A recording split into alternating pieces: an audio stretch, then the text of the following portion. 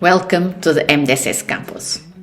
MDR and IVDR compliance. Yes, it's complex, but it's also full of opportunity. At MDSS, we focus on what's really needed because compliance shouldn't be heavier than it needs to be. We're all about finding smarter, more practical approaches and sometimes challenging the status quo along the way. Many of you already know Ludger, which means you know he takes compliance very seriously. And yes, he does sometimes get a bit worked up about it.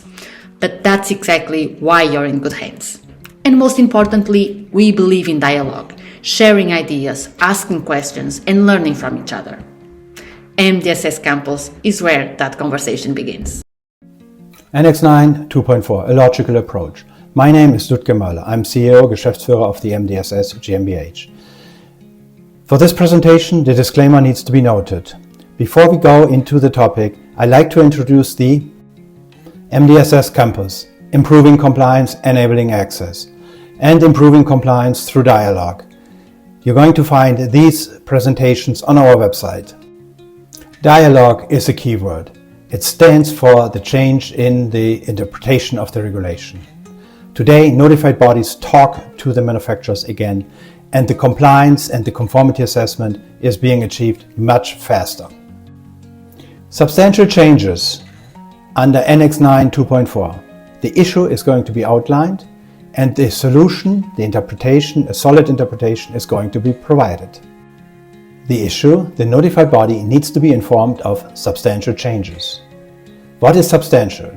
It is clear the notified body does not need to be informed of minor changes or major changes as long as they are not substantial. So the manufacturer identifies a change. He is unsure whether the change is substantial. He approaches the notified body with a dialogue possible, and the notified body, maybe on the spot, says, "Can't tell, I don't have all the details." Why not submitting? Because if the change is substantial and we are not being informed, that could have severe consequences. So with informing us, we will tell you whether they are substantial and you are safe. This conversation can be costly. Not only the notified body fees, who is now determining whether something is substantial, it is also the resources utilized at the manufacturing site in order to make the changes look small, in order to get the approval that the change is not substantial. The issue is clarified. The manufacturer unsure whether changes are substantial, and the notified body recommends simply inform us in order to err on the safe side. This is not what the regulation is actually stating. The regulation is crystal clear, and that is going to be explored on the next slides.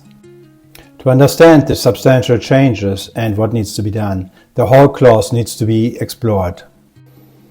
The first part of this clause already provides clarification. It is the manufacturer who informs the notified body, manufacturer's responsibility, of substantial changes. So manufacturer's responsibility to identify substantial changes, because there should be no information to the notified body of minor or even major changes which are not substantial.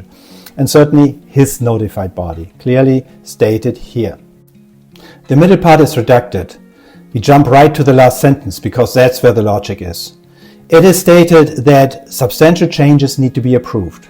And it needs to be approved with a supplement to the EU quality management system. And that gives the information away what is substantial, because everything what affects the certificate is substantial. The middle part shall not be ignored. It is not trivial, but just that much. The notified body shall assess the changes proposed. So the manufacturer shall submit plans of substantial changes, and the notified body shall assess the changes proposed. Just that much. Substantial changes are crystal clear with the process outlined in Annex IX 2.4. The manufacturer plans changes, identifies that they are substantial.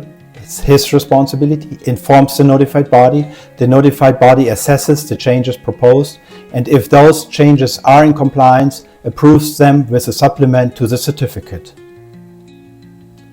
A fictitious certificate is issued by ChatGPT for clarification, for illustration.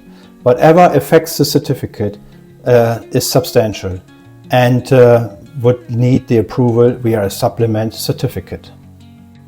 With this process in mind, the dialogue with a notified body is different. The discussion is around the supplement to the certificate, the content of it, product range, production site, sterilization, whatever is listed on the certificate and changes, or what should have been initially on the certificate if that would have been already there. Another fictitious certificate issued by ChatGPT, supplement to EU Quality Management System certificate. The certificate number, I believe, was correct. The name has still been redacted, and we see another product group. And the new product group certainly needed a supplement to the certificate. Here to manufacturing, one still scratching his head and reminiscing about substantial changes. And here in the front, the manufacturer who embraced the process that substantial changes affect the certificate and only those the notified body needs to be informed of. We are at the end of our presentation and wishing you all the best as you continue your MDR IVDR journey.